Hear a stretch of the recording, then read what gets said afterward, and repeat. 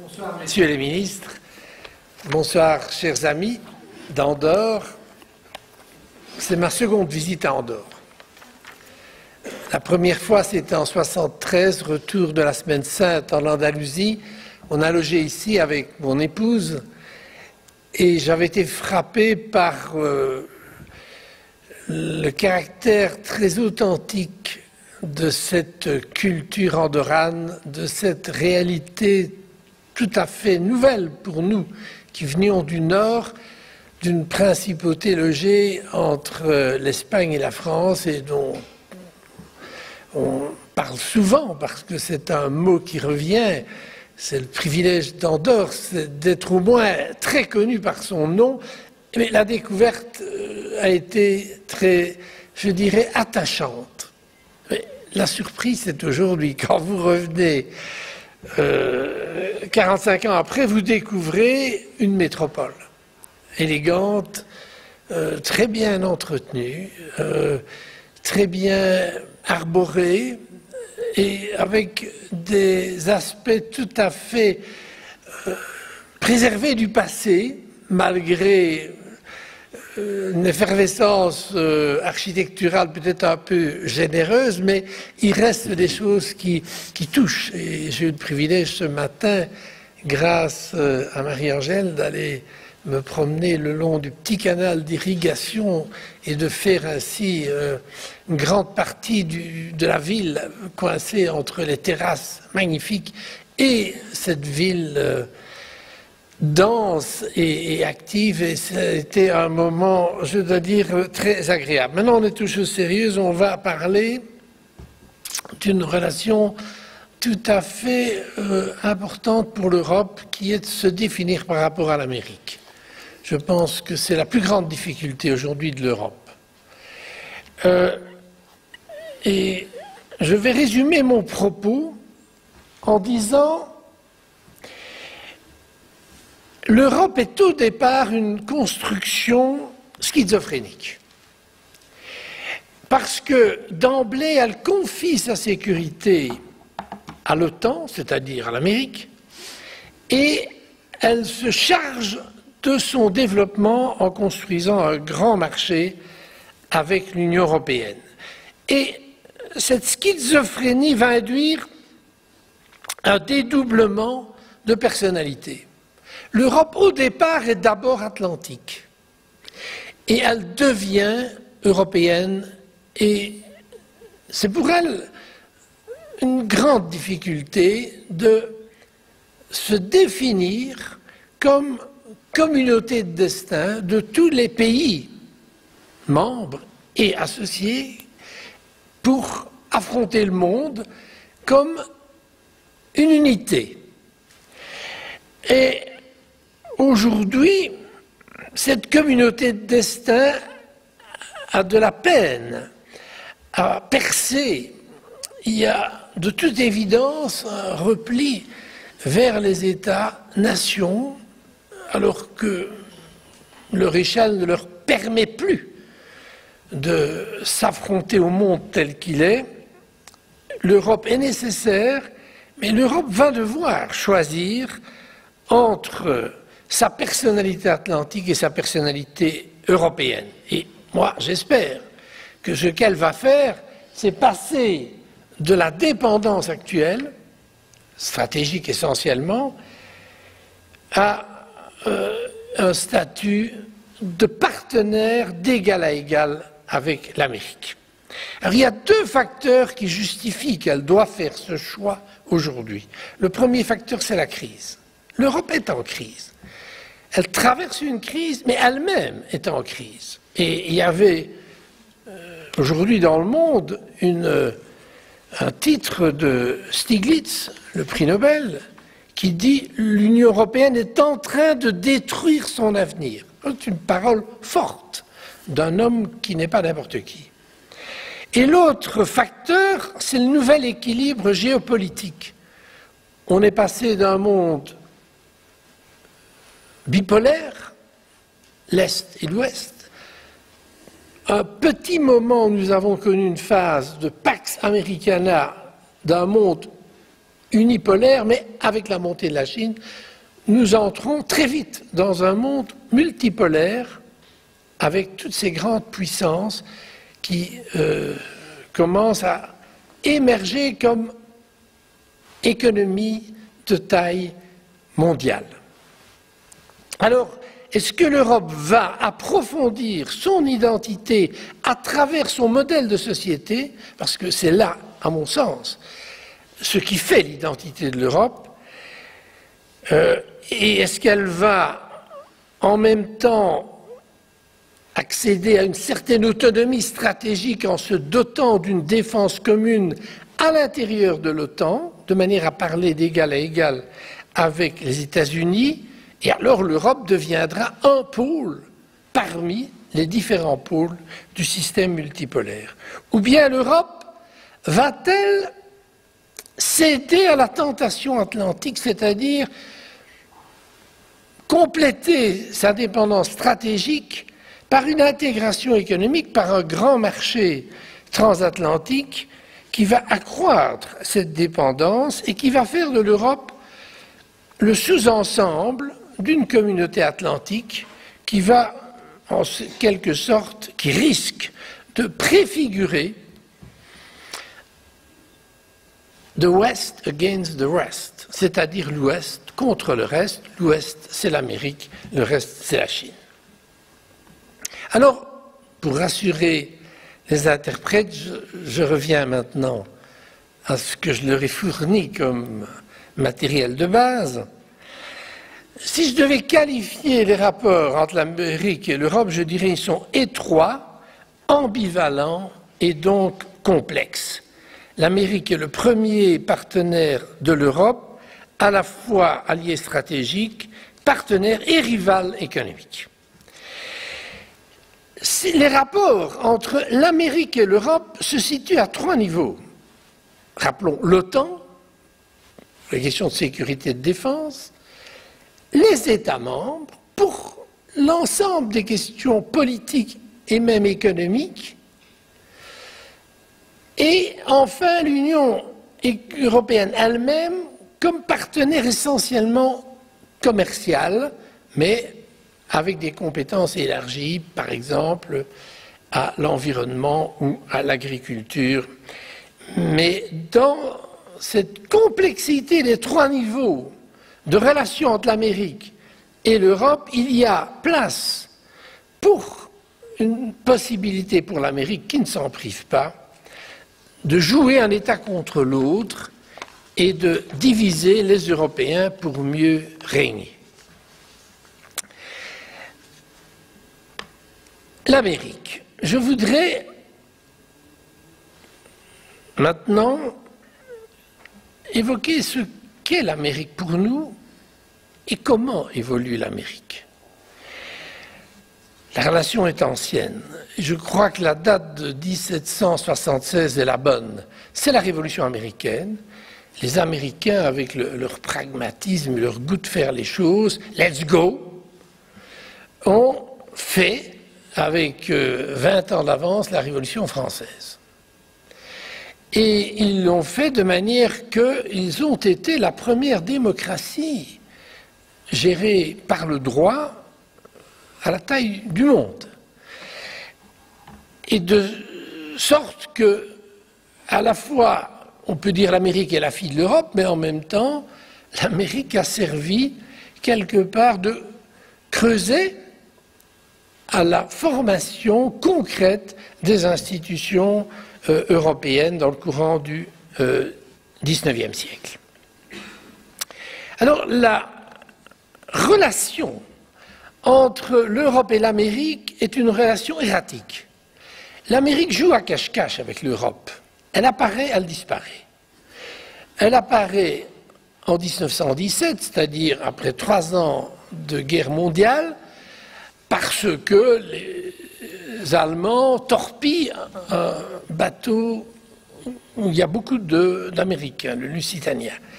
Et la voilà dans le conflit, elle contribue à la victoire, et elle contribue aussi à tenter d'organiser l'après-guerre, en instituant, c'est une idée du président Wilson, la Société des Nations. Mais Aussitôt qu'elle a mis ce projet sur la table, elle se retire et elle laisse l'Europe à ses problèmes.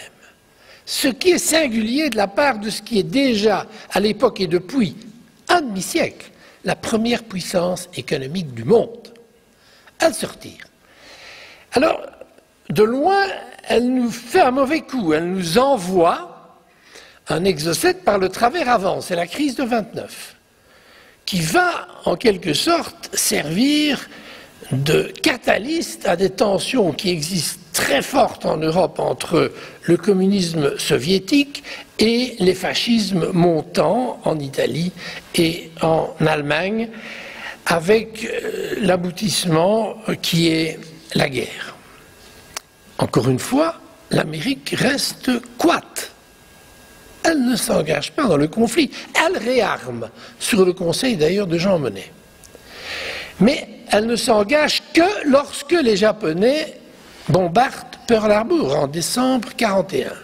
Et à ce moment-là, avec toute la puissance qu'elle a accumulée, elle va jouer un rôle décisif qui, pour les Européens, va devenir symbole d'une Amérique salvatrice.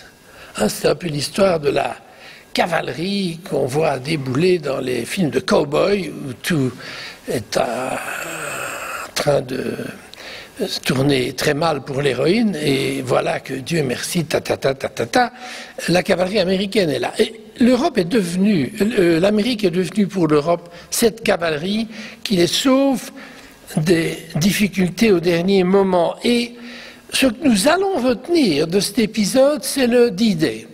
C'est la libération. Pour nous, Européens, la libération est le fait de l'Amérique.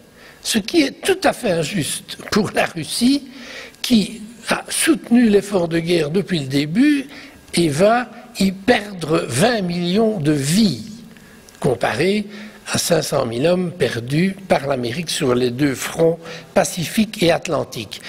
Mais les Européens ne connaissent pas ces chiffres, ne les connaîtront jamais et s'en tiendront à l'idée que nous devons notre libération à l'Amérique. Ce qui donne un prestige énorme à l'Amérique, en plus des moyens économiques et financiers qu'elle a, et du coup l'Amérique va cette fois, à la différence de la guerre 14-18, organiser l'après-guerre d'une manière, je dirais, magistrale.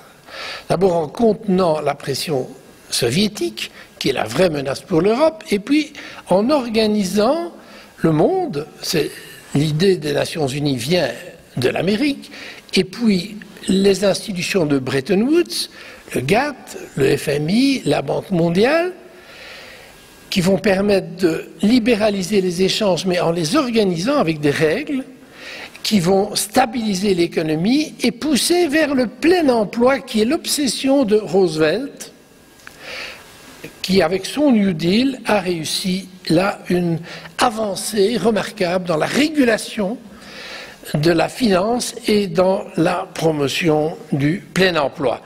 Et ce modèle de Bretton Woods va transposer au niveau multilatéral cette philosophie de régulation du capitalisme par le politique. C'est l'essence de l'héritage Roosevelt que les néoconservateurs américains tentent aujourd'hui, avec succès, de défaire, Reagan ayant été un protagoniste décisif dans ce processus.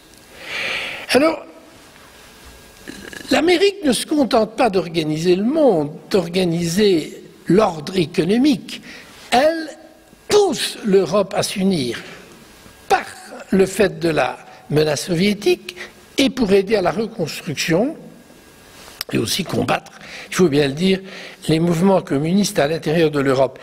Et l'Europe reçoit de l'Amérique une impulsion à la fois positive, c'est le plan Marshall, mais en même temps une impulsion très coercitive. C'est vous aurez l'argent si vous désarmez vos tarifs, vos interventions publiques, si vous collaborer davantage, si vous établissez la liberté des échanges, si les États se retirent de l'économie, comme ça se passe toujours en temps de guerre, il y a un surinvestissement de l'État dans l'économie, et l'Amérique va donc être en quelque sorte celle qui va pousser les Européens à s'unir, malgré les ressentiments qui subsistent du conflit qui vient de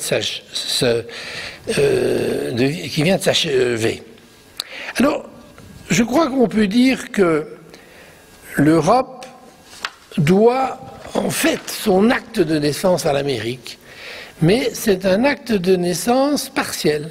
C'est un acte de naissance qui est confiné à la dimension économique, à la dimension de marché, sachant que la sécurité est assurée par la communauté atlantique. Et dans l'esprit des Européens se crée comme cela une confusion qui n'est toujours pas élucidée aujourd'hui. Et c'est ce qui explique ce dédoublement d'identité dont j'ai parlé tout à l'heure. L'Amérique va rester pendant toutes ces années un allié précieux pour l'Europe, jusqu'à la chute du mur de Berlin en 1989. Et après, quand il s'agira de remettre de l'ordre, notamment dans l'ex-Yougoslavie, c'est l'Amérique qui va nous aider. Et c'est l'Amérique qui vient d'intervenir en arrière-plan pour permettre la solution provisoire de la crise ukrainienne, dont le crédit revient en partie à Mme Merkel et au président Hollande, mais parce que l'Amérique avait laissé entendre qu'en cas de refus de Poutine de faire un accord, l'Amérique réarmerait les forces ukrainiennes et permettrait ainsi de faire reculer les forces supportées par la Russie.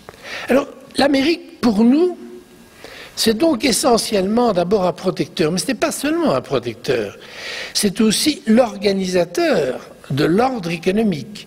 Ordre économique que l'Amérique va un peu organiser à son intérêt.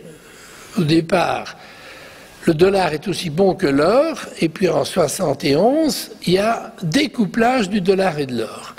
On reste avec le dollar, il n'y a plus d'or. Les Américains ont la maîtrise de la monnaie de réserve mondiale, ce qui pose beaucoup de problèmes à l'Europe qui est en train de se constituer et qui subit les chocs provoqués par la volatilité du dollar. Mais l'Amérique joue aussi un rôle comme magistère de la pensée économique. L'Amérique pense pour l'Europe. Nos élites sont formées aux États-Unis. C'est là que nous avons appris la macroéconomie, la microéconomie, la gestion de l'entreprise, ce qui est l'excellence dans la finance, dans le numérique, mais aussi ce qui va avec, c'est-à-dire un message politique de priorité donnée au marché sur le gouvernement dans la gestion de l'économie. C'est toute l'école de Chicago qui va pousser à la dérégulation, à la privation, à la libéralisation, avec une obsession qui est aussi une justification, c'est que tout cela va contribuer à la croissance. Et la croissance résout tous les problèmes, parce que dans l'esprit américain que nous avons graduellement assez bien intégré, quand il y a croissance, ça bénéficie d'abord aux riches, aux plus puissants. Mais ça finit par retomber sur tout le monde. Donc ça règle tous les problèmes de conflit sur la répartition de la richesse et des revenus. Et donc c'est la carte de la croissance à tout prix qu'il faut jouer, quitte à ce qu'on oublie l'environnement qui va bientôt se rappeler à notre bon souvenir.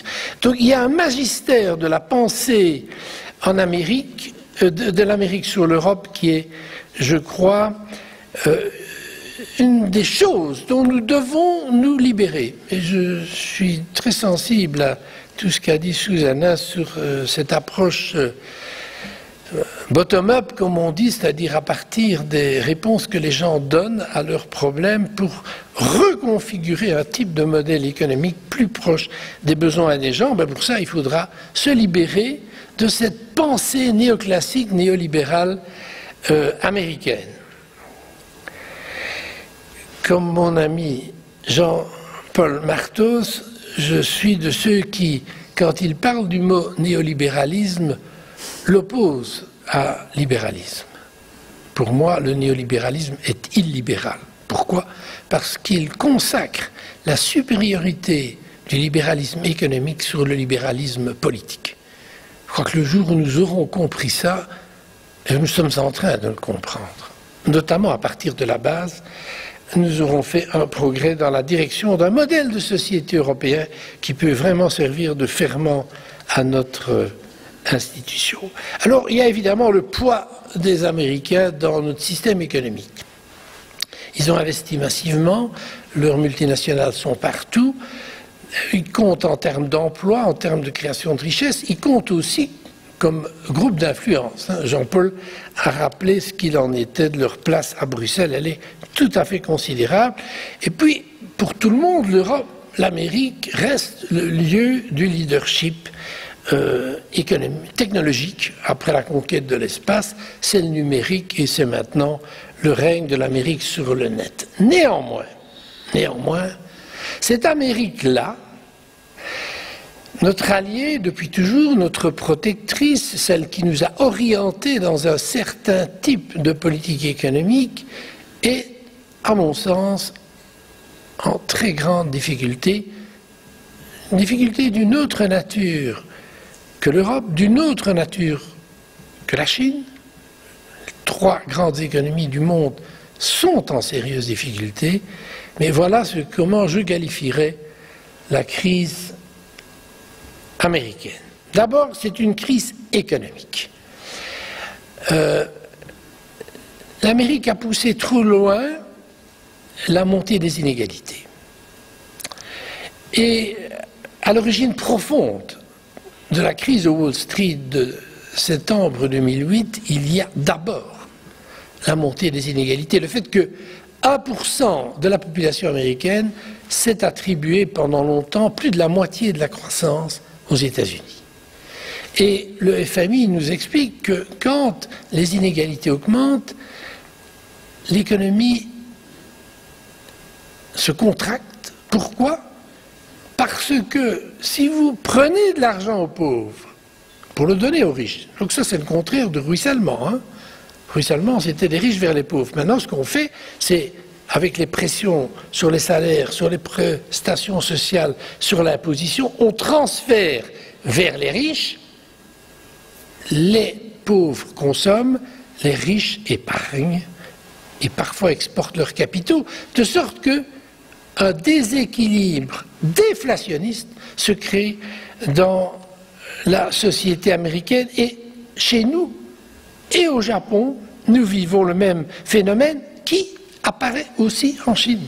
Donc cette affaire de mettre l'accent sur la croissance et d'ignorer le problème de la distribution de la richesse et des revenus est à mon sens l'erreur profonde commise par l'Amérique et que l'Amérique n'a pas résolue aujourd'hui. Et qu'est-ce qui est préoccupant sur le plan économique, c'est que maintenant vous avez un courant de pensée exprimé par Larry Summers, l'ancien secrétaire au Trésor de Clinton, qui, avec d'autres, notamment Gordon et quelques grands économistes, évoque la possibilité d'une stagnation séculaire en Amérique. Donc on parlait de la décroissance, on n'a pas besoin de la convoquer, elle s'invite elle-même, elle est peut-être en route aux États-Unis. La deuxième crise, c'est une crise existentielle. L'Amérique n'est plus le melting pot de jadis, où toutes les races finissaient par se mélanger, ethnie, religion. C'est une société qui est très fragmentée. Et l'American Dream, à savoir que tout le monde a sa chance, c'est-à-dire les inégalités sont peut-être grandes et vont peut-être grandissant, mais il y a l'ascenseur social. Il n'y a plus d'ascenseur social en Amérique. Et il y a un Américain qui a exprimé ça de manière tout à fait saisissante et que vous connaissez tous, c'est Warren Buffett, qui est une des premières fortunes du monde, un homme exceptionnel par son talent d'entrepreneur financier et généreux puisqu'il a abandonné quasiment toute sa fortune à la fondation Bill Gates. Il n'a même pas voulu donner son nom à une fondation. Donc c'est un homme hors du commun. Et cet homme, avec beaucoup de gravité et d'inquiétude, a dit ceci. Si je le retrouve, ça devrait être là. Ça n'y est pas. Ça, c'est les hasards du PowerPoint quand on en a lancé 2 versions sur le site. C'est dommage parce que j'avais une très belle photo de Warren Buffett. Il dit ceci, il y a la lutte des classes, c'est vrai, mais c'est ma classe, celle des riches, qui a ouvert cette guerre et nous sommes en train de la gagner. Il ne dit pas ça sur le ton triomphaliste, il dit ça avec beaucoup d'inquiétude. Troisième crise de l'Amérique, c'est la crise politique. Vous l'avez vu, le blocage au Congrès et dans les rapports entre le Congrès et la présidence est maximum. On n'a jamais vu une situation de division partisane aussi forte aux États-Unis. Et ce n'est encore là que l'aspect superficiel des choses.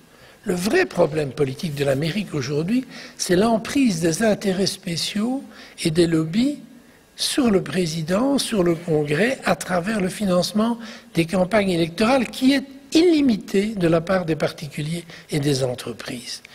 Et en quelque sorte, il n'est pas exagéré de dire qu'on est passé en Amérique d'une véritable démocratie, dont ils ont été les fondateurs dans nos sociétés modernes, à une forme de démocratie censitaire. Censitaire, ça veut dire que les riches ont plus de voix que les pauvres, et ce système est très inquiétant, notamment pour l'Europe dans ses rapports avec l'Amérique. Parce que si les lobbies, les intérêts spéciaux, les grandes compagnies influencent à ce point l'appareil américain, si nous faisons une alliance trop étroite avec eux, nous subirons cette influence. Et enfin, la dernière crise dans laquelle se trouve l'Amérique, c'est une crise stratégique. L'Amérique est en déclin relatif, puisque les autres pays croissent plus vite démographiquement et économiquement, et surgit la Chine, qui est la première puissance, avec dorénavant une ambition non plus seulement régionale, mais de puissance globale. La preuve, c'est qu'elle est occupée à construire ce qu'on appelle une Blue Navy, c'est-à-dire des porte-avions capables d'aller aux différents coins du monde. Ça prendra du temps, et d'ici le moment où la Chine accède à ce statut, beaucoup d'accidents sont possibles, y compris les difficultés économiques que rencontre la Chine aujourd'hui.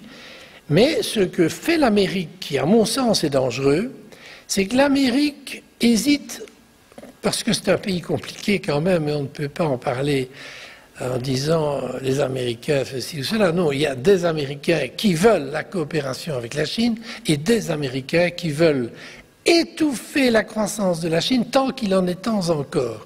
Et c'est parmi ces Américains qu'on trouve les inspirateurs de cette stratégie que Obama, très imprudemment, vient d'ouvrir, à savoir, je fais une zone de libre-échange avec tous les pays du Pacifique, sauf la Chine. Je fais une zone de libre-échange avec tous les pays d'Europe, forcément, sauf la Chine. Autrement dit, on a ici une stratégie en pince qu'on appelle l'endiguement ou le containment, c'est-à-dire quasiment ce que nous avons fait avec la Russie, et qui nous a si bien réussi, puisque finalement, on a gagné avec la Russie soviétique. Mais ceux qui connaissent un peu la Chine savent que la Chine n'est pas la Russie.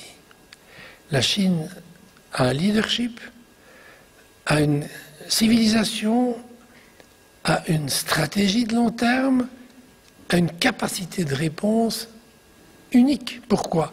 D'abord à cause de son poids régional, malgré les difficultés stratégiques qui existent dans son voisinage, elle a une influence simplement par le jeu de ses achats et de ses exportations et de ses investissements, mais en plus, elle offre maintenant des partenariats régionaux. Elle veut faire une zone de libre-échange pour l'ensemble Pacifique, Asie, y compris l'Amérique.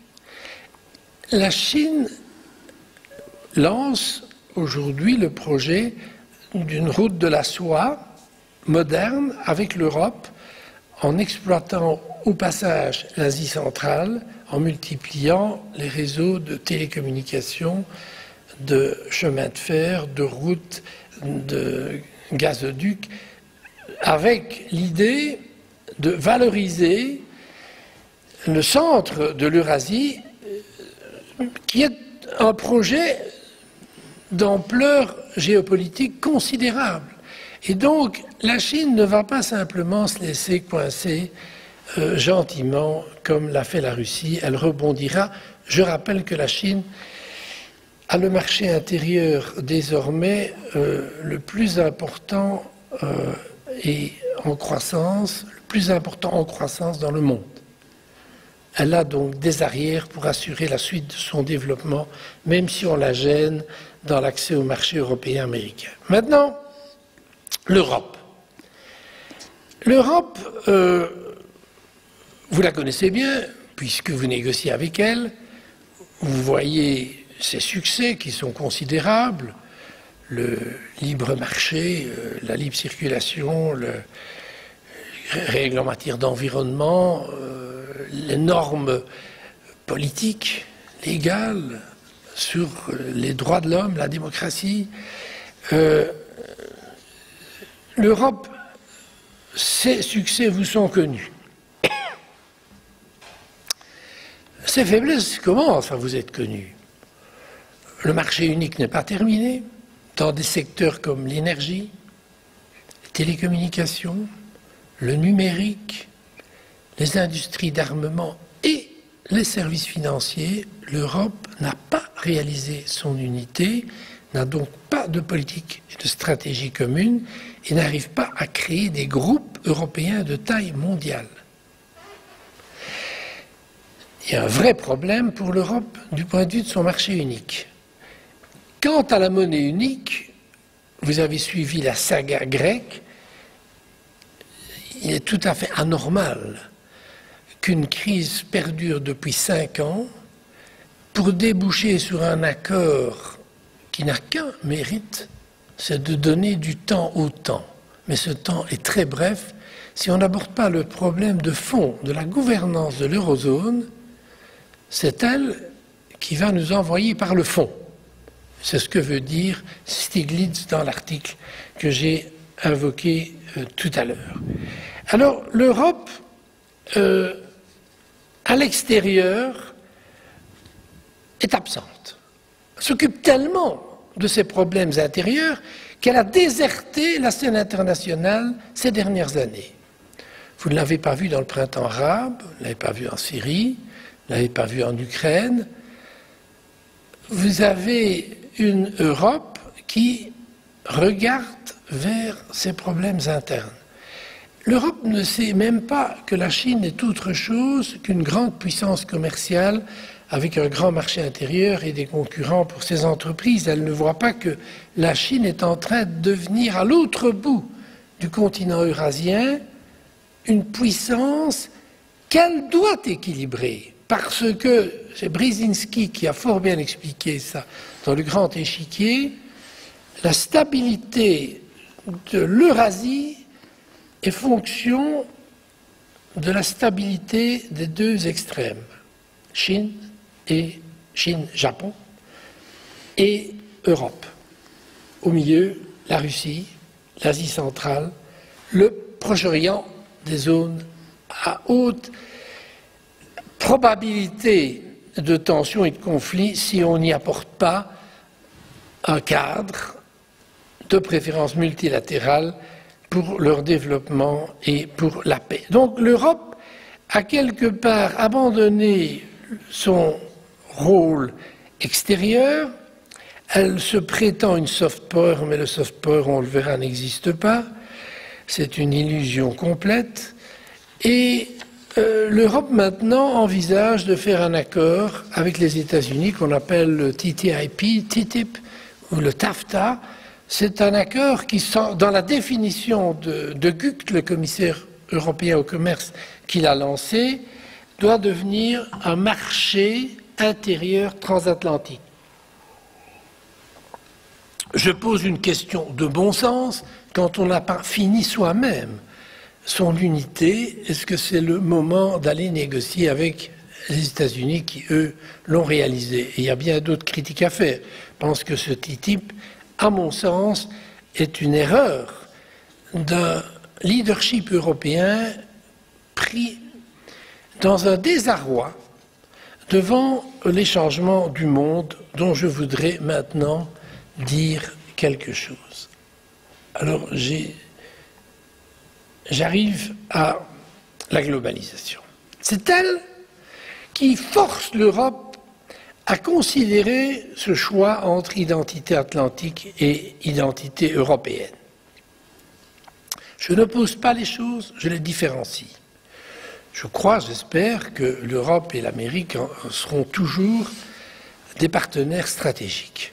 Mais le changement, c'est que si nous affirmons notre identité par notre modèle singulier, différent du modèle américain, et par une défense qui nous met dans un rapport stratégique d'égal à égal avec elle, à ce moment-là, l'Europe pourra concilier le bon qu'il y a dans l'Alliance atlantique et le besoin d'une autonomie pour réaliser un projet de civilisation. Alors, la globalisation, elle a été impulsée essentiellement par les grandes firmes, avec les chaînes globales de valeur, grâce au progrès technologique dans les technologies de l'information et dans la logistique, notamment les containers. Le politique a ouvert les vannes, mais l'action de restructuration du paysage économique mondial a été le fait essentiellement du capitalisme de marché. Si vous voulez, dans le débat tout à l'heure, j'expliquerai la différence fondamentale que je vois entre capitalisme de marché et économie de marché.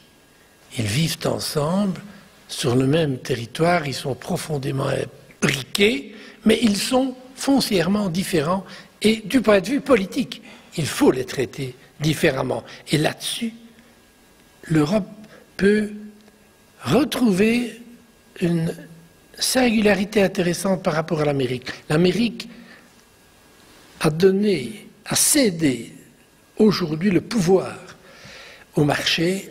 L'Europe peut encore le retenir tout en étant tout aussi efficace en termes de croissance, puisque on ne va pas se débarrasser de la croissance si rapidement que ça. Alors, cette globalisation voulue par le marché, exploitée par la Chine, parce que ça, on ne s'y attendait pas, mais avec Deng Xiaoping, la Chine a dit il y a des flux de capitaux, il y a des flux commerciaux, je vais m'organiser pour être l'atelier du monde en jouant les bas salaires et une capacité extraordinaire de monter en productivité à cause du niveau élevé d'éducation de la masse chinoise. Et c'est ça qui s'est passé.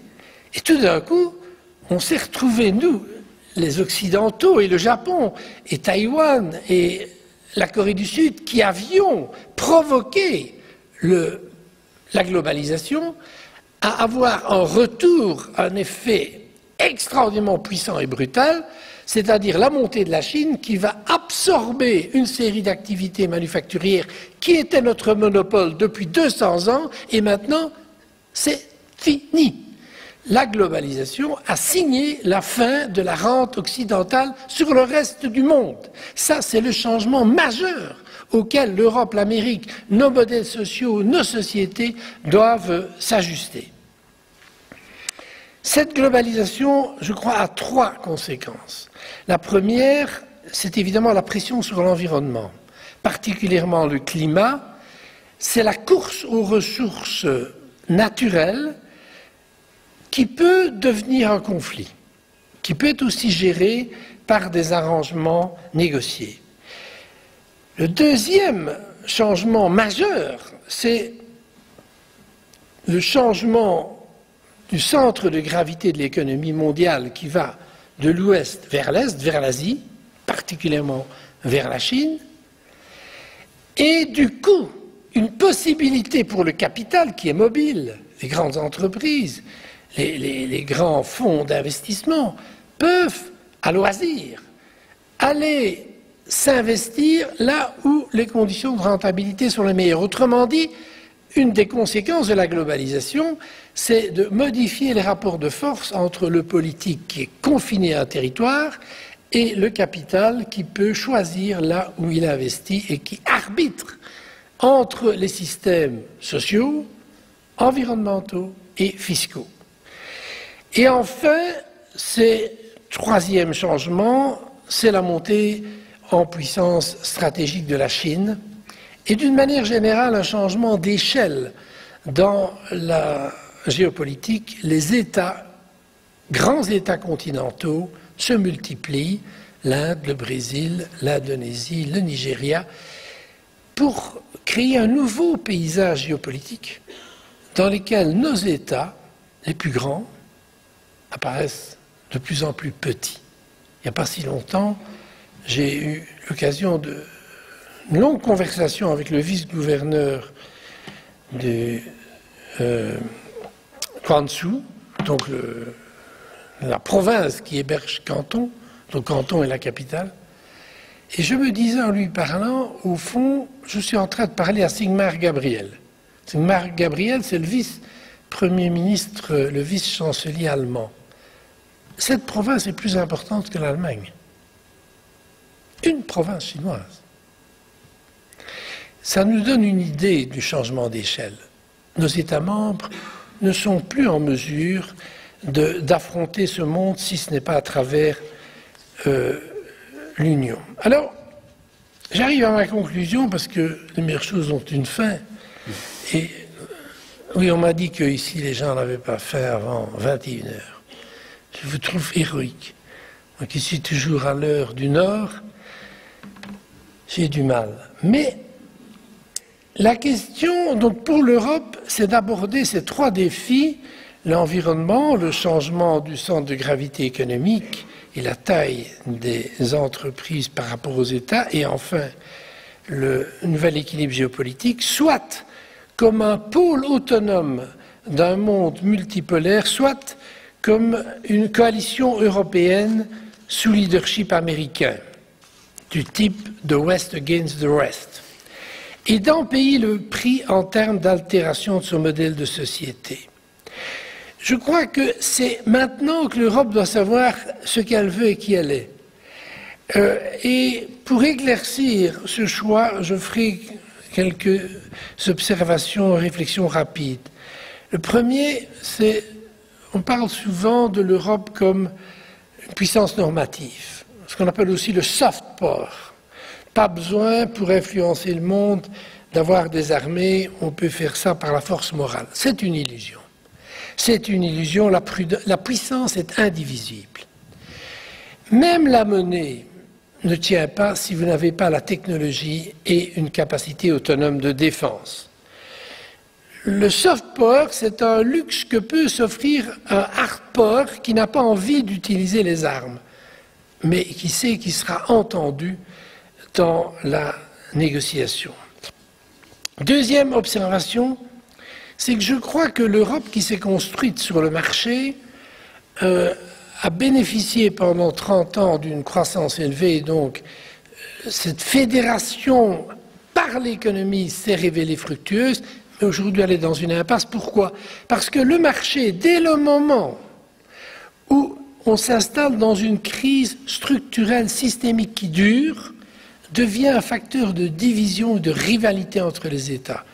Regardez dans ce mouvement de l'Europe vers l'intergouvernementalisme comment l'Europe est occupée à se hiérarchiser avec l'Allemagne qui domine et qui influence de proche en proche toute la structure du pouvoir en Europe. Il y a donc là quelque chose de très dangereux dans le fait de faire reposer l'unité sur un concept de marché. La troisième chose, troisième réflexion, je crois qu'on arrive à créer en Europe, et c'est la condition d'un démos européen, c'est la condition d'une opinion publique européenne, transnationale, c'est de susciter cette conscience d'une communauté de destin face aux possibilités et face aux menaces. Et ça demande un consensus en Europe sur une chose, c'est le modèle de société. On nous parle toujours du modèle européen, c'est un mythe. Le modèle européen est une expression rhétorique. Oui, sans doute par rapport à l'Amérique et par la Chine, rapport à la Chine, il y a un modèle européen. Mais il est tellement diversifié, le modèle anglo-saxon, le modèle rhénan, le modèle continental, le modèle nordique, et ces modèles sont en compétition. Et s'ils sont en compétition, ce sera toujours vers le bas, pour réduire les possibilités de normes sociales ou fiscales. Et je crois que là, l'Europe doit réaliser un consensus sur le type de société dans laquelle elle veut vivre. Et je crois que le modèle américain n'est pas une bonne référence pour nous. L'Amérique est ce qu'elle est, mais son modèle est beaucoup plus inégalitaire, beaucoup plus prédateur, beaucoup plus violent. Et je ne crois pas, compte tenu des antécédents de l'Europe, l'histoire est lourde en Europe, nous pouvons prendre le risque d'entretenir de telles tensions. Mais je pense que le modèle ne suffit pas. Il faut que l'Europe ait la maturité stratégique d'assumer elle-même sa défense. Pas toute seule, avec les États-Unis, dans l'OTAN, mais qu'elle ait la maîtrise de l'outil. C'est tout à fait infantile de la part de l'Europe de prétendre, avec 500 millions d'habitants, qui ont le même PIB que l'Amérique, de se faire défendre par une Amérique qui a 350 millions d'habitants, qui n'est pas, au total, plus riche que l'Europe. Cette démission de l'Europe renvoie à quelque chose de très profond.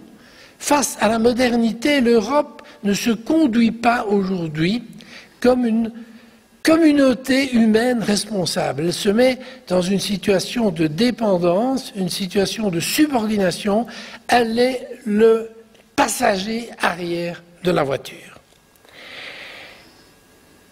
Et enfin, je reviens à ce que j'ai déjà dit, mais que je veux redire. Je crois que la singularité profonde de l'Europe, c'est d'avoir réussi, au cours des 2 derniers siècles, à établir un certain rapport entre le politique et le marché, entre le capitalisme et la démocratie.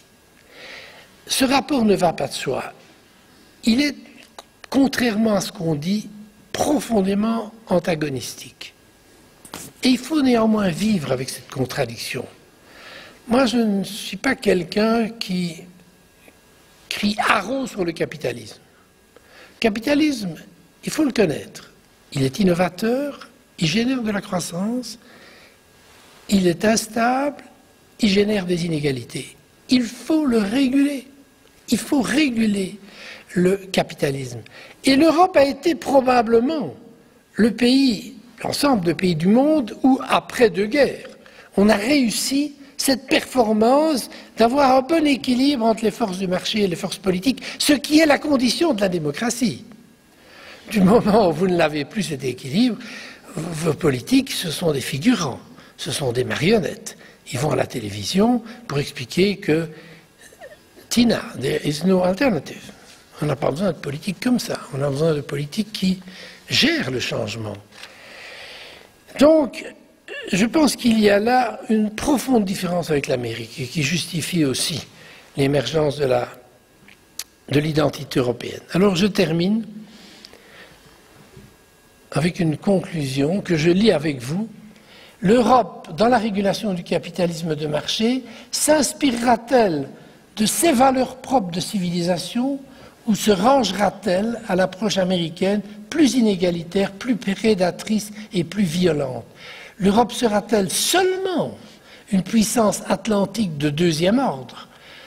Ou réalisera-t-elle que sa singularité, c'est-à-dire à la fois son unité de civilisation, mais aussi la diversité de ses cultures, Andorre est très important comme emblème de cette diversité, et la contrainte géopolitique de sa double appartenance à l'Atlantique et au continent eurasien,